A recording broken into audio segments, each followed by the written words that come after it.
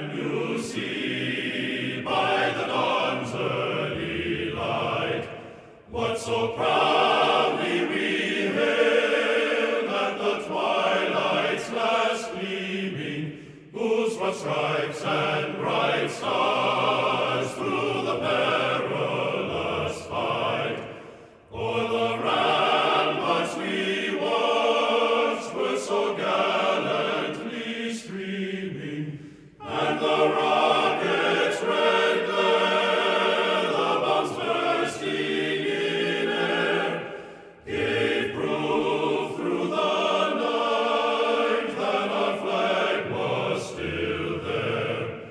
Oh, say does that star-spangled banner yet wave o'er the land of the free and the home of the brave?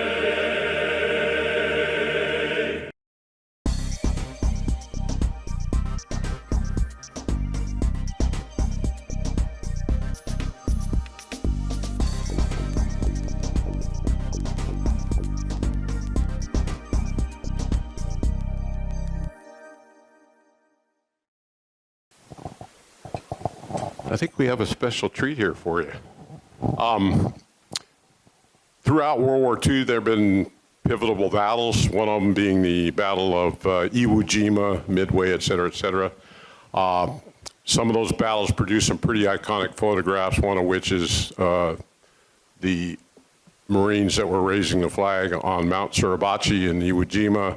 There's an iconic picture of a sailor bending a woman over, kissing her in the streets of New York City on VJ Day.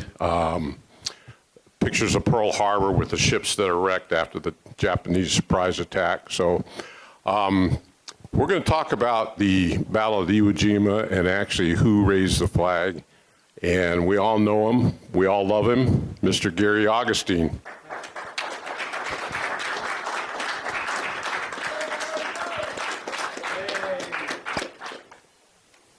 A couple of things before I get started into the presentation. Dan Tellup, I think is, Dan, are you here?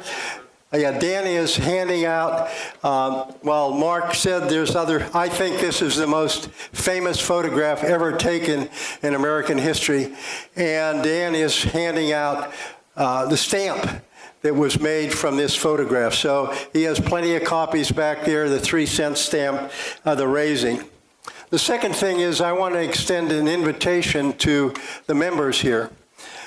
The third Wednesday in June, it's 6 o'clock, that's June 21st, the Western Pennsylvania Civil War Roundtable has their annual dinner. And you are all invited. And it is authentic German food, cooked by ladies who are descendants of Deutschland. And so the food is great. If you're interested in attending, there is a fee of $20. You can come and enjoy the dinner from 6 to 7. And then afterwards, the speaker is one of the premier historians on the Civil War in the United States. He's coming up from Virginia. And you're all welcome to join us. So if you're interested, please see me after the presentation and I can give you the place to reserve a spot.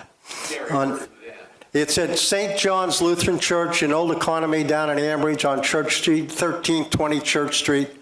And you're more than welcome yourselves. Bring any others. Bring family members. I mean, the food is terrific. As one of the members say, the Spätzles are something to die for. And they, if you like Spätzles, it is great. It's typical pork and sauerkraut and German food. So I'm going to go over here and turn on the camera, and then we'll get started.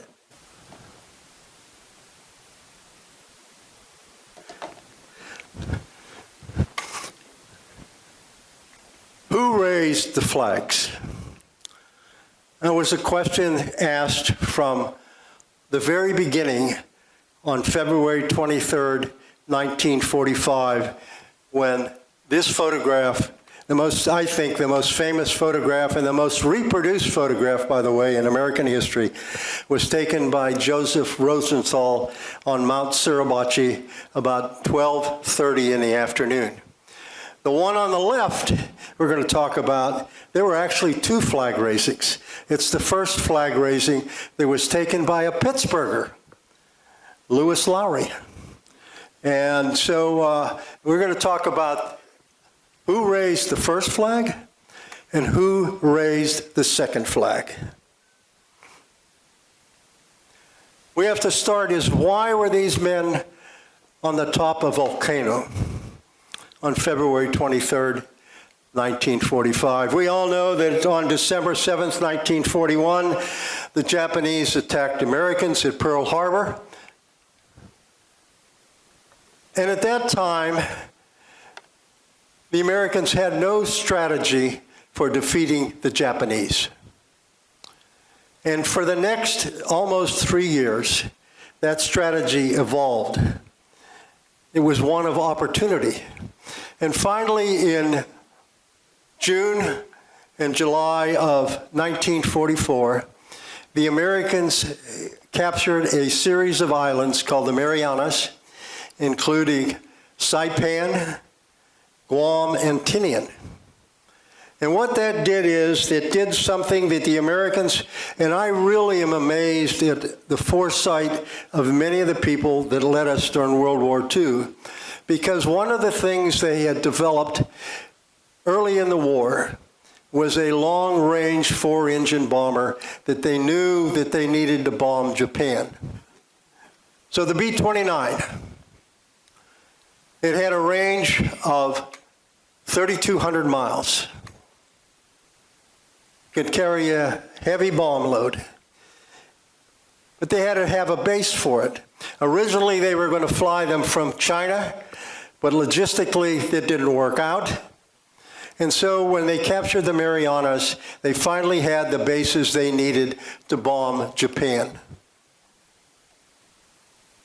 You can see down at where the circle is, that's the Marianas, where the United States Seabees aviation engineers is going to build the largest airport in the world.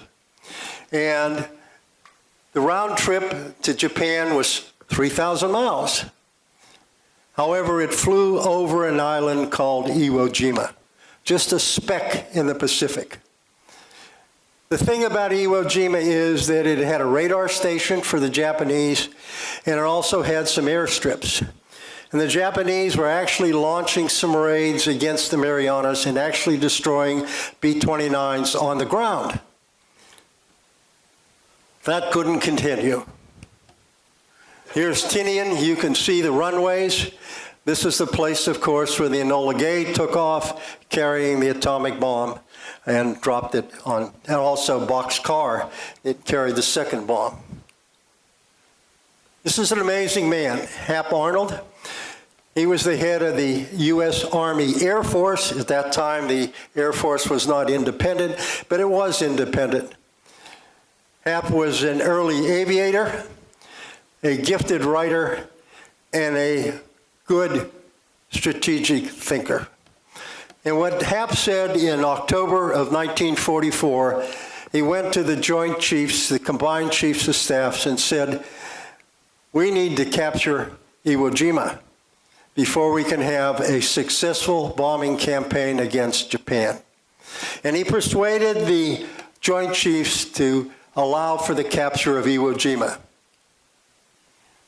There's Iwo Jima, half the size of Manhattan, 5 miles long, 2.5 miles wide at its widest point. You see Mount Suribachi, called code word Hot Rocks. This is the island. It's going to cost, as we're going to see, an enormous number of casualties.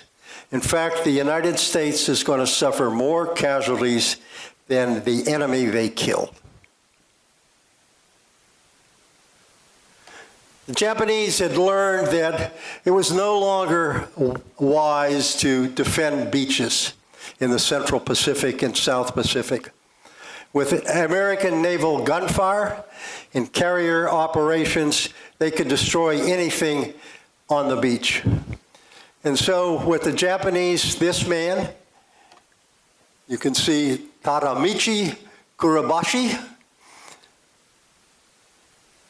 they weren't on Iwo Jima, they were in Iwo Jima. 22,000 Japanese. 22,000. The tunnels and caves that they dug, some of them extended down 3 and 4 stories. They had multiple entrances and exits. And U.S. intelligence only thought there were 12,000 Japanese on the island. But there were 22,000. And so Suribachi said, we're going to let the Americans come ashore. It's a small island. When the Americans put almost 80,000 Marines ashore on a small area, we can't miss. And they didn't when we dropped mortars and shells on them. This operation was given the name Detachment. Not like Overlord or Neptune. It's not famous, but that's the code word. And you can see the beaches down here. They're not Omaha, Utah, Gold, Sword, Juneau, the beaches at Normandy. They're named green, red, yellow, and blue. Thousands of Marines are going to die on those beaches. They didn't have a Winston Churchill to say. Winston Churchill was really saying, if you're going to have people die, they have to die for something. And the name really is important.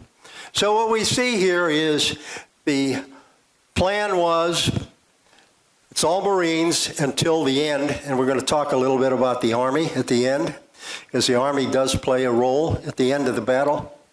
But they're going to land the 4th Marine Division here on the northern beaches, and they're going to land the 5th Marine Division, which we're going to focus on here on the southern beaches, right under the guns of Mount Suribachi. They're going to land on Green Beach, and we're really going to focus on a specific company, because it's that company and the men of that company that are going to raise the flags. Okay?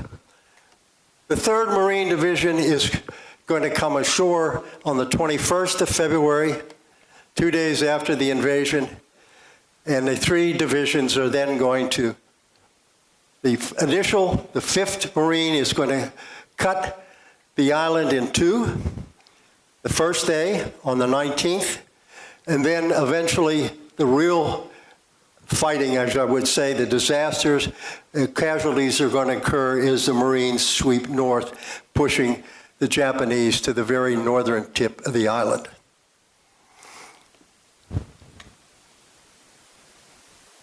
So there's the men that are involved in setting up flag raisers to go up on February 23rd. The guy on the left, Harry the Horse Liversedge, a Marine's Marine. He'll be wounded on Iwo Jima. He is a significant combat experience and eventually will rise to the rank of general. The commander, the way the regiments were organized then was they had 3 battalions. The regiment had about 3,000 men. Battalions had about 1,000 men. There were 3 battalions in there. Companies had about 240 men. Platoons and squads. Platoons then had a much smaller men, much smaller number of men. But the commander of the 2nd platoon of the 28th Marine Regiment, 5th Marine Division, was Chandler Johnson, who is the guy that's actually going to order the men up onto Mount Suribachi on February 23rd. Chandler Johnson gets killed later on Iwo Jima by friendly U.S. Navy gunfire. He's talking to his men and he disappears. He's evaporated. Never find any parts of him. And then the company commander of Company E is Dave Severance, an interesting man. He does not go up onto Mount Suribachi on February 23rd. He survives Iwo Jima, fights in the Korean War as an aviator. Imagine that. He goes from a ground pounder to a flyer. So you can see why he has wings up here. Okay? So those are the 3 men that are going to be involved in dispatching the 40 men to go up onto Mount Suribachi. On the morning of February 23rd, they've been fighting now for 4 days on Iwo Jima. The 1st, 2nd, 3rd battalions are all facing Mount Suribachi. They've cut the island in half. Other Marines are advancing northward. They're suffering a lot of casualties. A lot of casualties because, as it turns out, they discovered, and they already had an inkling of this, the only way to get Japanese is to get close, burn them out, or throw in demolitions. It's, they're crawling from rock to rock. They're advancing yards at a time. It takes them 4 days, the 28th, to basically advance about 800 yards. Think about that. So they eventually surround Mount Suribachi, and Chandler Johnson sends some very small patrols to encircle the mount. He's going to send patrols. This is a picture taken on D-Day. You can see the crowding. Japanese just had to aim their mortars and come down, and at the end of D-Day, by the way, about 2,000 Marines are either dead or wounded. They're all crowded. It's all a matter of luck. There's no place to hide. No place to hide. So he sends small patrols eventually up the Mount Suribachi to see if they should advance and sort of capture the top of it. Lieutenant Harold Schreier commands, he picks him. Schreier is an enlisted man who enlisted in the Marines in the late 1930s. Chandler Johnson knows of him, and the reason he selects him is because he is a wizard at calling in naval gunfire and naval aircraft to bomb. In other words, don't bomb your own men. This is the targets. He was really good at calling those in. So he commands the 40-man patrol. They're mostly from the 3rd Platoon, Company E. They had landed on Green Beach. They had fought their way about 800 yards up toward the base of Mount Suribachi. And this is the first flag. Let me go back here. This is the actual original first flag. And what you might notice about it, it's not very worn. You say, why? It was only flown for what? 2 hours. 2 hours. So this is the first flag. First flag came from the adjutant for his map case. When he was assigned to the 2nd Battalion under Chandler Johnson, he arrived a day late. Johnson said, as punishment, I'll make you my adjutant. Greeley didn't know what an adjutant did, so he got out a book, read it, and one of the things he discovered was the adjutant should have handy a flag. So on the transport that is transporting, and we're going to talk a little bit more about this, the 5th Division from Hawaii, the Big Island, toward Iwo Jima, he goes to the signal people of the transport, the Missoula, and asks if they could give him a flag. And they do. And he folds the flag up and he puts it in his map case. So the first flag really comes from a U.S. naval warship, is put in Greeley's map case, and Greeley carries it. Now, one of the things is when Chandler Johnson, the morning of the 23rd, not only wants patrols to go up and feel out and see what the opposition is, he's a Marine. And he realizes morale is very, very important to these men. So he directs Schreier. His primary mission is to raise a flag so that everybody on the island could see the flag, to know that we were making progress. Even immense casualties that were occurring, the men below could see the flag. The men at sea could see the flag. And so this is the patrol. Lewis Lowry, and I'd love to know what paper he worked. He apparently worked for a newspaper here in Pittsburgh prior to World War II, enlisted in World War II as a Marine. He was a photographer here at Pittsburgh, was assigned to the 5th Division as a photographer.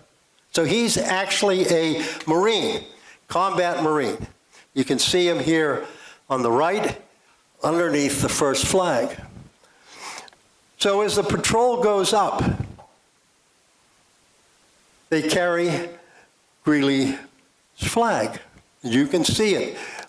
Lowry has them actually unfold the flag, and this is a posed photograph as they're going up the mountain. This is actually taken as they were ascending the mountain to go up Mount Suribachi.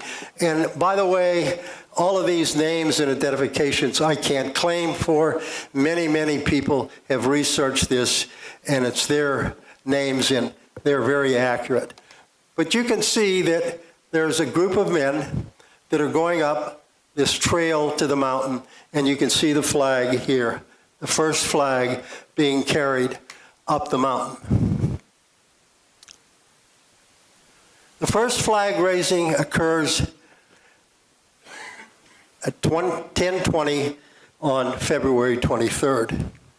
When they get to the top, this 40-man patrol, the first thing they do is they find a pipe to tie the flag to. And here you see an actual picture. This was taken shortly before 10:20, about probably 10:10, 10:15 that morning, where 4 men are tying the flag to the pole. Lou Lowry takes the picture. Here's another picture that he took of the tying the flag, and you can see here down the bottom, this is Lindbergh's flamethrower. And you can see the people up there. I want to talk a little bit about this man. I wish I could have shown the movie, but Pat says, "Do you have any copyright material?" And I said, no, because it was too cumbersome to show.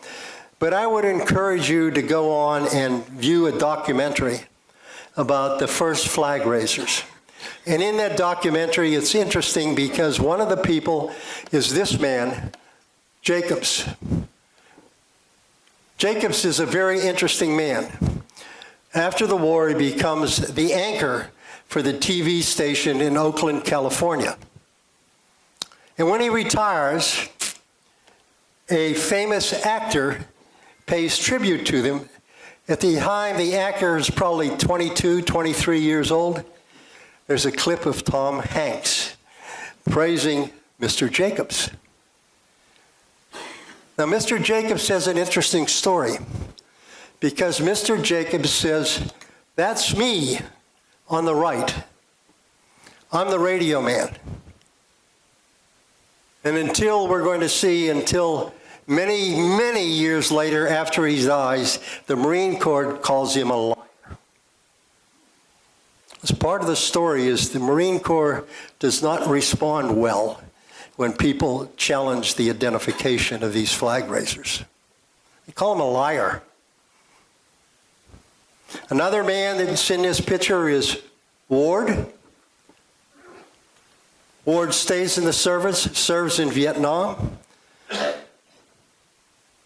He lives in Crawfordsville, Indiana, marries a Vietnamese woman.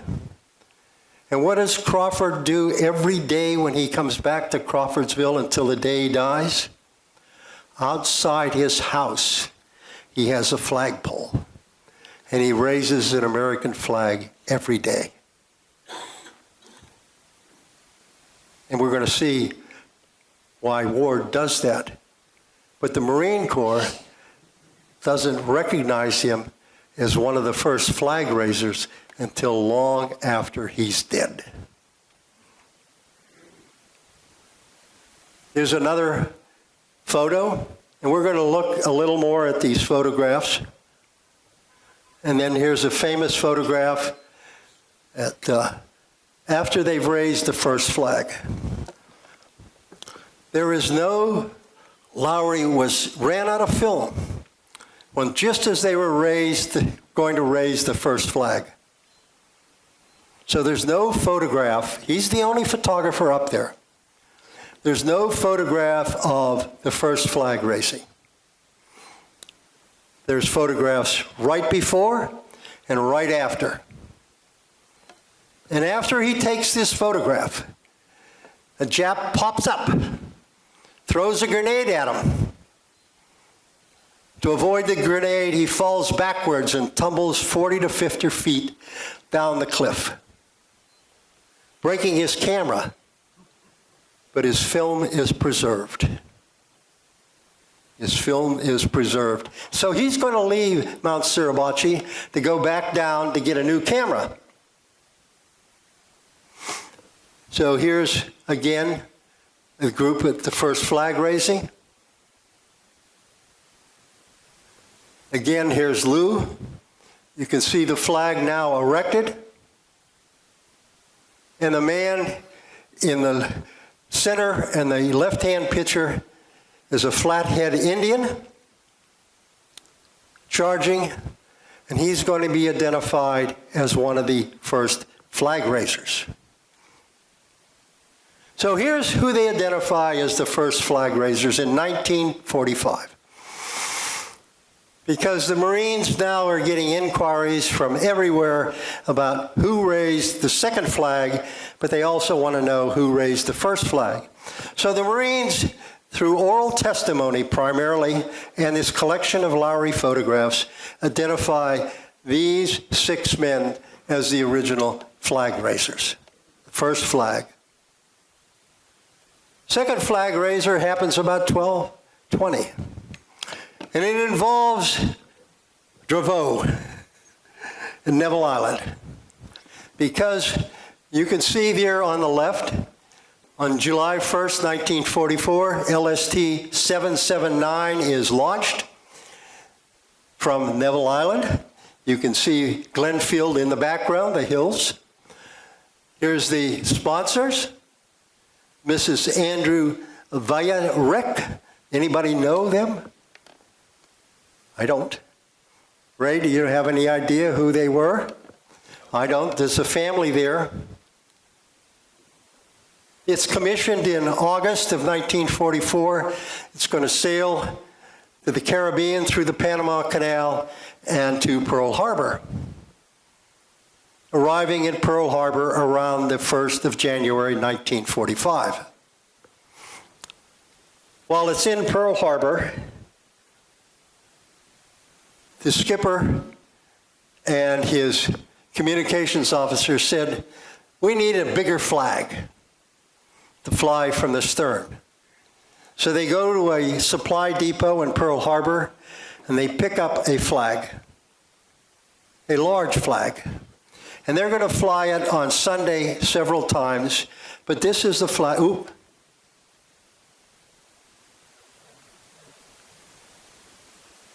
This is the flag. It comes from the 779. It's the second flag. You notice it's shredded. Why is it shredded? Because it's left up there a while on Mount Suribachi before it's finally taken down. So here's Chandler Johnson, and we'll talk about this. After the first flag is raised, there is mumblings that senior people, such as the Secretary of the Navy and Howland Mad Smith, the commandant of, you might say, not the commandant of the Marine Corps, but commander of the Marines in the Pacific, they want that flag. Johnson says, it ain't theirs. So he's going to send up a replacement flag so that more people can see it. Now, when the first flag is raised, it is a big event on the island. I had a good friend who's now deceased who was on Iwo Jima when this flag was raised, and others talk about it. When the first flag goes up, the Marines cheer, and the 800-plus ships off of Iwo Jima sound their whistles and horns. It is the big event, the flying of the first flag. So when Johnson says, I want that flag, and going to send up a replacement, he brings the flag. When it comes back down, he puts it in the battalion safe, and eventually the battalion safe is going to make it back to Washington, D.C. with the first flag in it, is why you see the first flag preserved in Quantico, Virginia at the Marine Corps Museum. So Johnson says, we have to have a bigger flag. You have to have a bigger flag. Where do you get a bigger flag? So he sends one of his officers. Now remember, Johnson's headquarters are below Suribachi. He's not on Suribachi. Sends one of his officers to get a bigger flag. What better place to get a bigger flag than a U.S. Navy warship? Turns out that as the officer's going along, the first warship he encounters is LST-779, which is beached on Green Beach. He goes on the ship. He encounters an officer named Wood. He says, I need a big flag. Wood says, why? He says, you'll find out soon. So he takes the big flag, goes back to Johnson's headquarters, where Johnson gives the big flag to his runner, Gagnon. So that's how the second flag, the story of the second flag, how it's going to end up on Iwo Jima. Comes from Pearl Harbor on LST-779. It's given to Chandler Johnson's officer, who in turn gives it to Gagnon, who is now charged, along with a small number of men, to take this second flag up to Mount Suribachi. Among the small group that's going up the second flag is Joe Rosenthal, a civilian photographer working for the Associated Press, a Marine movie photographer named Bill Gnost, and several other Marine photographers. There are 7 photographers that take pictures up on Mount Suribachi between the first and second flag raising. Not all of them survive. Rosenthal's does, Lowry's does, and we're going to talk about a few others.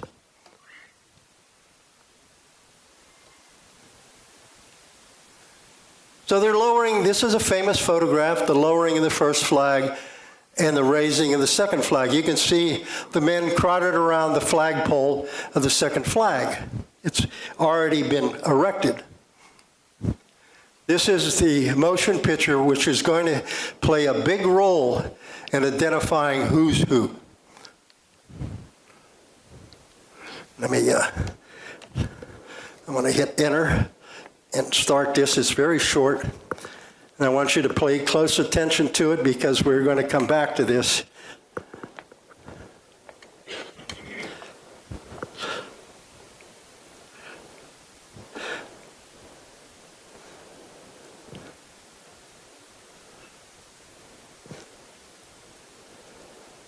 Oop, go backwards.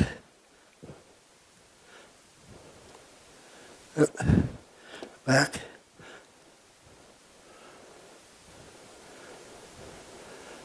Should run. It was running this morning.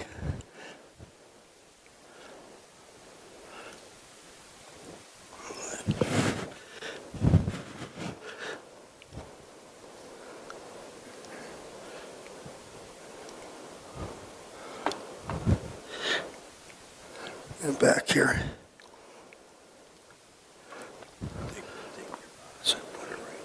Yeah, there's a good man. I'm getting technical help. I can find the mouse. It's up on here on the monitor.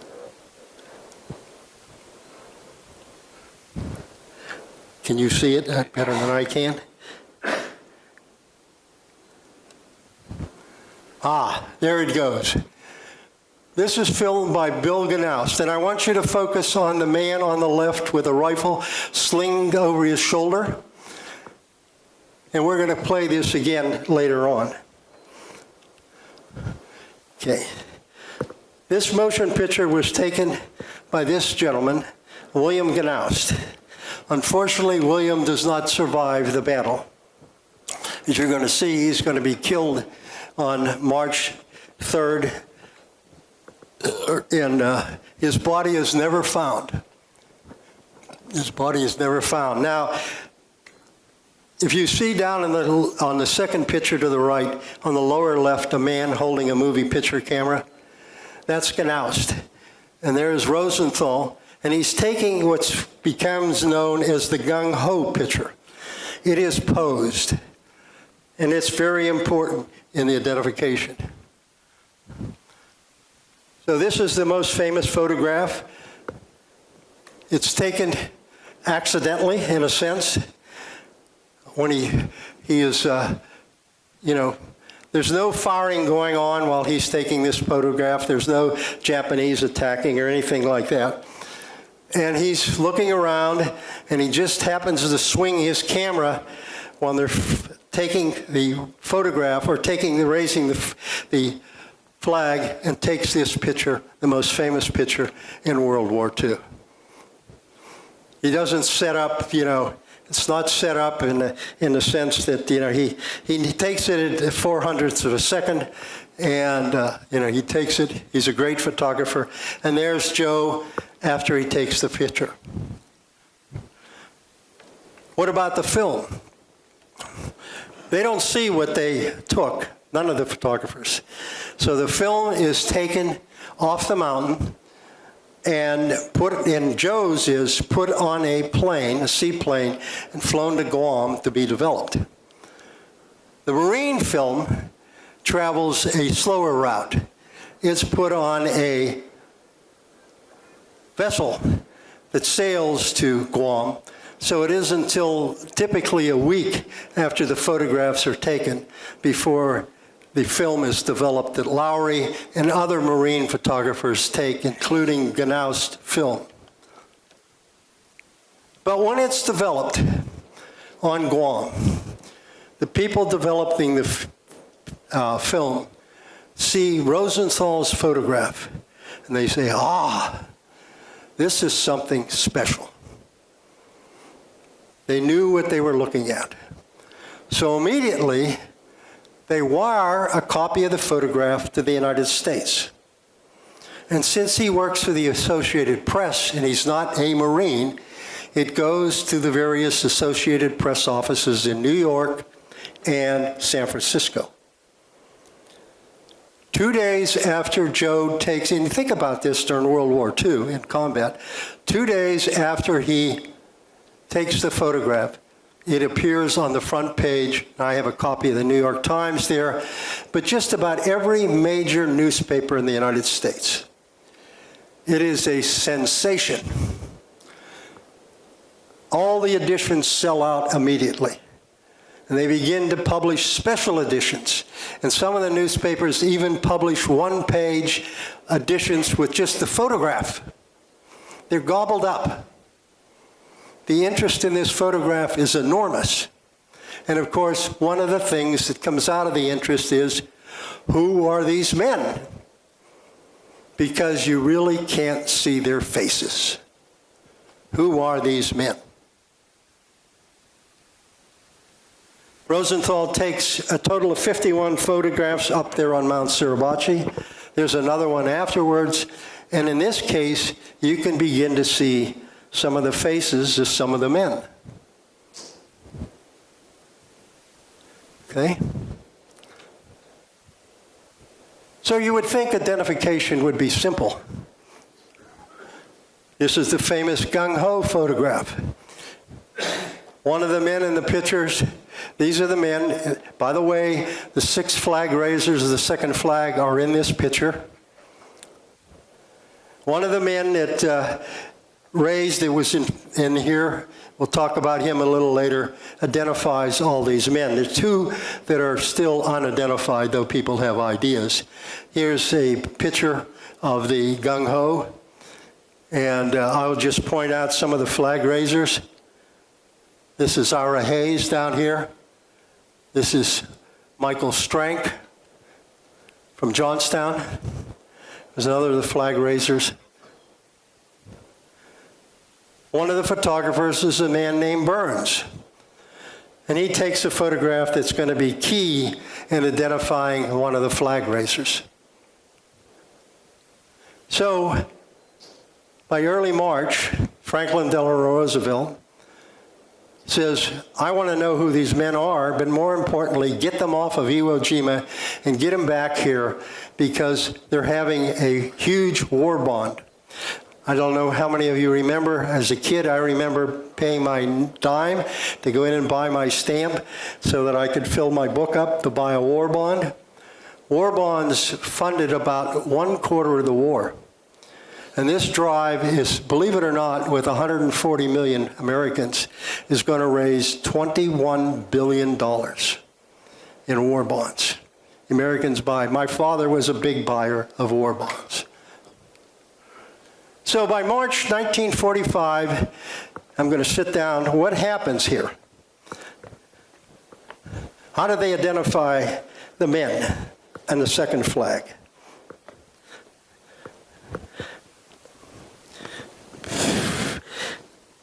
The Marines are evacuated in mid-March 1945. And they know that Company E sent the patrol up there. So the 2 sergeants in Company E are given the task to try to identify the flag raisers. They go to Gagnon. They know that he took the second flag up to Iwo Jima. So Gagnon lists 5 flag raisers. This is oral testimony. He lists 5 flag raisers. They know there's 6. And they press him, they say, who's the 6th? And he shakes his head. The reason he won't identify the 6th is Ira Hayes, the Pima Indian. And Hayes says, if you identify me as one of the flag raisers, he could see what was coming, what happens to these people. He says, I'm going to kill you. Don't identify me. But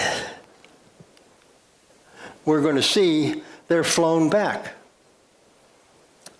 And they meet, by that time, FDR is deceased. And they meet with the new president, Harry Truman. As you probably know, Harry Truman served in World War I as an artillery officer in the Meuse-Argonne, which was the largest battle the American Army ever fought. Didn't see a lot of combat, but being behind the lines in the Meuse-Argonne doesn't make you safe. So this is a combat veteran, Harry Truman, talking, as you can see, to the 3 flag raisers that are identified. The man on the left is a Navy corpsman, Jim Bradley, who gets severely wounded later in the Battle of Iwo Jima. and will be awarded the Navy Cross. It's a very heroic guy. And then you see the two flag raisers on the right, Gagnon and Hayes. They're meeting with the president. You imagine this. You're a 20-year-old kid, and all of a sudden you're taken out of combat. You're flown to Washington to meet with the President of the United States. They then go on the war bond drive, because that's one of the reasons they want to identify him, to use him not as a prop, but to help raise money. It was common to use combat veterans in these war bond drives. This is going to be the biggest one ever. And you can see in New York City, look at the crowd. You're an 18-year-old kid, you simulate the flag raising before 100,000 people. They're going to travel for 2 months from town to town promoting war bonds. Unfortunately, Hayes has a fondness for rum. He's an alcoholic. And his minder is also an alcoholic, a Marine. So Hayes embarrasses the Marines, embarrasses himself, and they finally, at the end of May, reassign him back to his unit. So the rest of the tour is only going to be Bradley, who is suffering, by the way, still for his wounds and is going to have to need feather surgery, and Gagnon. In July, Congress, they need a law because they're going to feature living people. You can't have on stamps, as Dan brought them, living people on stamps. They issue a stamp, which hopefully you all got a copy of, in July of 1945. It is a huge seller. Over 150 million copies are printed. And up here I have a first day cover. If you have one of those, you can vacation in Europe. Dorothy Knapp, and then Dan knows about her, was the most gifted artist. These are hand-drawn.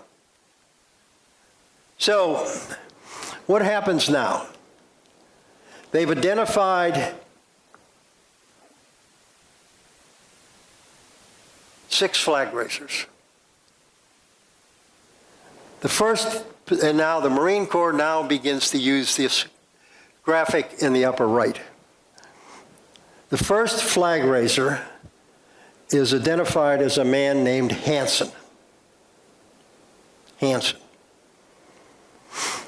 His mother sees the photograph and says, "That's my boy. I've diapered his rear end numerous times, and it ain't Hansen, it's Block." The Marine Corps, when she goes to the Marine Corps says, "Forget it. We've already determined who the 6 flag raisers are. Go away." She doesn't go away. Her name's Bella Block. Bella goes to her local Texas congressman, who then goes to Congress, and of course, who's the Speaker of the House? Anybody know? A Texan? No, it's Garner. And he says, "You guys better pay attention to this lady or else." So they listen to him, and this is the first of many boards the Marines are going to convene. They're going to convene a board under a general, very distinguished combat general called Del Valle. And he listens to the testimony. And what sways them is Ira Hayes, who had been discharged in December of 1945 and went back to the Pima Indian Reservation. Hitchhikes all the way from Arizona to Texas to tell Mrs. Block, "It is your son, and it's not Hansen." So they interview Hayes, and Hayes persuades Davila to change the name. So what we have now is, by December 1947, these are the 6 flag raisers. No doubt about it. Then enters John Wayne. Hit movie. I loved it as a kid and still love it today. One of the unique things about the movie, who's in it? Schreier is in the movie next to John Wayne. And there's Bradley, one of the flag raisers, and there's the 3 flag raisers. And they're going to raise the flag again in the movie. The 3 identified flag raisers. 3 of the men that have been, 3 of the 6 that have been identified were killed on Iwo Jima. Strank, Sussley were killed on Iwo Jima. Sussley's sort of a sad story. He's killed on Iwo Jima. At the very end, Strank may or may not have been killed by friendly fire. He's from Johnstown. He's a Czechoslovakian immigrant. And so, based on this 1947 Diwali, they're going to build the largest bronze statue in the world. This man, you can see, here's the 3 flag raisers. This is in the 1950s as De Whedon is sculpting. Now, De Whedon's an interesting guy. He's in the Navy at Patuxent, and what happens is he sees the photograph, and he makes a miniature wax model, 3-dimensional, within 3 days in 1945. So he gets the assignment, do that, and now here's one of the problems. The men who are identified as the flag raisers are sculptured with their faces. So you imagine yourself, you're one of the 3 surviving flag members, you sit for the Whedon, and you're being sculptured. You already were featured in a war bond drive, saw by millions of people. You were already featured in a very popular movie, and now you're being sculpted. So here's the construction of the sculpture. The dedication on November 10th, 1944, in the upper right is President Eisenhower. Vice President Nixon delivers the dedication speech, and you can see the 3 surviving flag raisers. Bradley, over here. There's Gagnon and there's Hayes. These 2 women are the widows, or the mothers of 2 of the other 3 flag raisers that got killed. Ed and I like this movie, Mr. Blank and I. How many of you seen The Outsider? Yeah, that's good. It's Tony Curtis.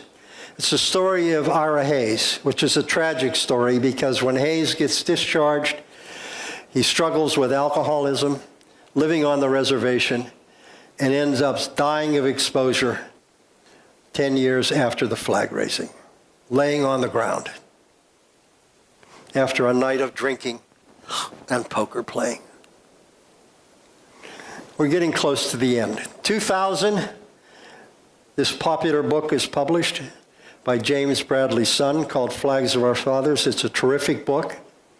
However, if you read it now and know what I'm telling you and what other people have discovered, not me, it's very sad. It's very sad. Because we're going to find out, he thinks his father is one of the 2nd flag raisers. He isn't. And then Clint Eastwood is going to make a movie. How many of you seen this movie? Flags of Our Fathers. And the 6 flag raisers that were identified in 1947 are still identified in 2006. However, during making the movie, the Marine advisors, the costume, the people in the movie, noticed some strange, let's say, the uniforms that in the movie do not look the way they should. But they don't do anything about it. They just mention it, we found some things and we don't know what they mean. So the movie makes, you can see This is who the 6 flag raisers are. Okay?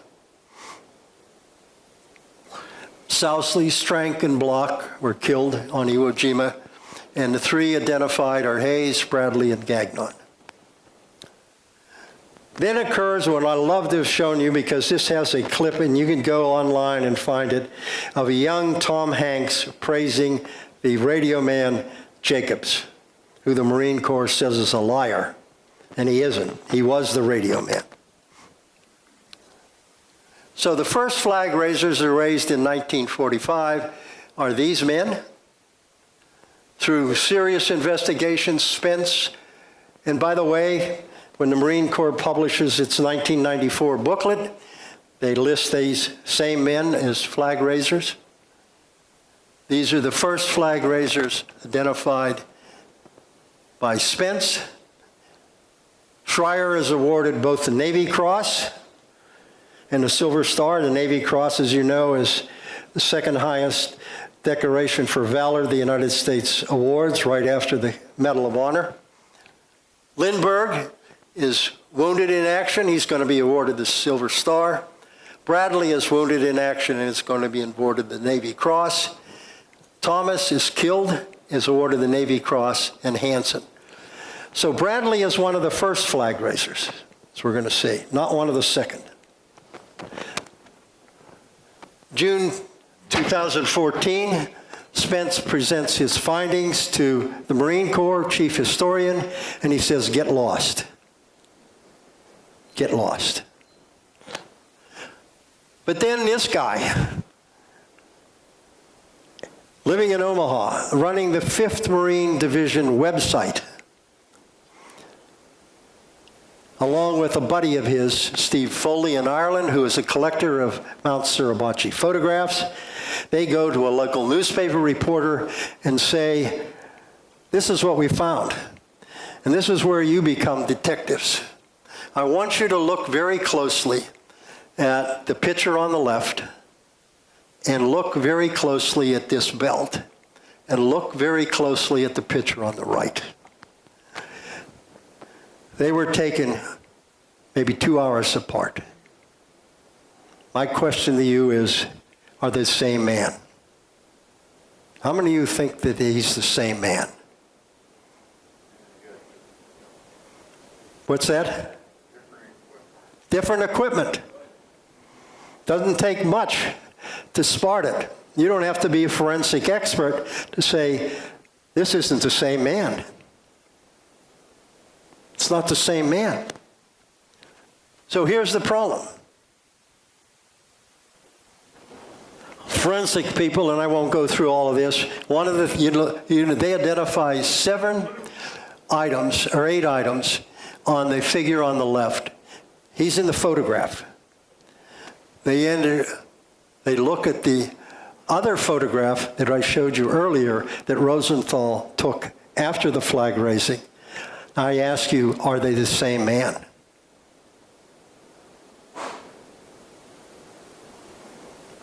Do I put everybody to sleep? Are they the same man? Well, who says no? Who says yes? They're the same man. Look at his belt and look at his equipment. Now this photograph, but look at his cuffs down here. They're looking, these forensic guys, they're looking at things like how the trousers were cuffed. The man on this photograph, what does he have? Straight. What does the man here have? Straight. It's the same guy. It's Franklin Sousley from Kentucky, who is misidentified. Not that he isn't identified in the photograph, he's identified in the wrong position. So what does that mean? When the findings happen, the Marine Corps finally says, uh-oh, it's getting the newspapers. Not only that, the Smithsonian, it was just on, Smithsonian Channel has this documentary called The Unknown Flag Raiser. Gene Hackman narrates it. How many of you seen it? It's going to probably be coming on again. It's worth viewing. It's very interesting. They employ, the Smithsonian's, a forensic expert. Up to this time, the Marine Corps hasn't depended solely on oral testimony. So they convene a board. The three-star general retired, and they decide that Bradley ain't in the photograph. And they replace him with a man named Schultz. Can you hit the, again, make it go?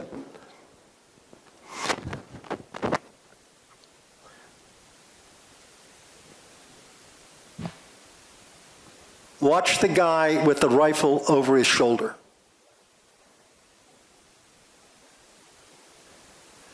Okay, that's it. That's good.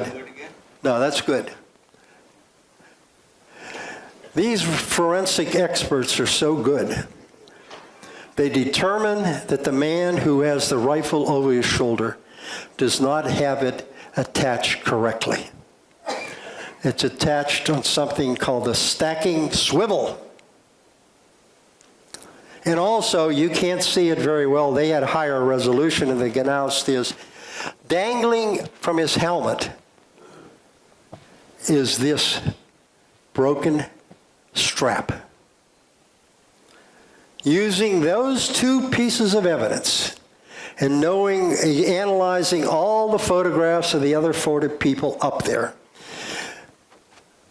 long after he's dead, they identify one of the flag raisers as Harold Schultz. So they issue a new official documentation. The flag raisers are now Hayes, Schultz, Strank, Susley in the right position, Gagnon, and Block. You would think they'd be done, but they go and they investigate the first flag raisers, and they confirm what Spence had told them when they said go away. There's the first flag raisers, and you'd think they were done. They're not. In 2019, more amateurs spending time in their skivvies in the basements analyzing these photographs says, you got it wrong again. Gagnon is not in the photograph. In fact, he's not even on Mount Suribachi when the second flag is raised. We can't find him in any photograph. So what they do is they have to replace him with PFC Pi Keller. And this is another photograph taken by a man named Burns. And you can see Keller there. And they're going to identify Keller, and I won't go through his how. So in 2019, they think they've identified the flag raisers correctly. And the Marine Corps finally gets smart. They call in the FBI. And they say, we can't have any more mistakes. And so the Marine Corps calls in the FBI to analyze it. This again is a picture of the second flag. And here, we're at the end. Here is the men who actually raised the second flag. 3 are killed. Strank, Susley, and Block are killed on Iwo Jima. Schultz is very seriously wounded. And when the official report, when they come out with the identification, the Marine Corps is still, even though they realize they made mistakes and were disinterested in identifying these flag raisers and let a huge monument be erected without going through the proper, quote, investigation, as we've heard today, in proper investigation, they let misidentified flag raisers be sculpted. In the final report, they ask, and I think you can say that they're defensive, they ask both Keller and Schultz live after the war. Schultz became a postal worker in the West Coast, and Keller's just an ordinary guy. And they asked the question, why didn't they come forward and tell us? They never did. They never did. So, conclusion, Iwo Jima was the most costly battle in Marine Corps history. 25% of all the men who died in the Marine Corps during World War II died on Iwo Jima. And the three flag raisers, Strank, Sousley, and Bloch, who were killed along with Hansen, were buried in the 5th Corps Marine Division cemetery. So with that, I conclude Semper Fi.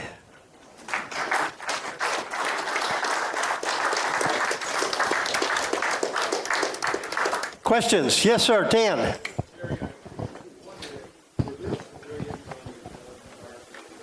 No, they removed the civilians. The Japanese did. How many KIAs Japanese? 22,000. Literally. Yes. What happened is, and I ran a little over my time, the Army came ashore in March of 1945. There were still 3,200 combat Japanese, and the last Japanese surrendered in 1949. 2. The Army had killed just about all of the rest of the 3,200. Yes. 1949 guy, was he on Iwo Jima? Who was? That last Japanese, you said 1949? Yes, they were on Iwo Jima. They were hiding for 4 years. Thank you, Gary, very much. Thank you, Mark. Excellent, excellent. Remember, no meeting next week.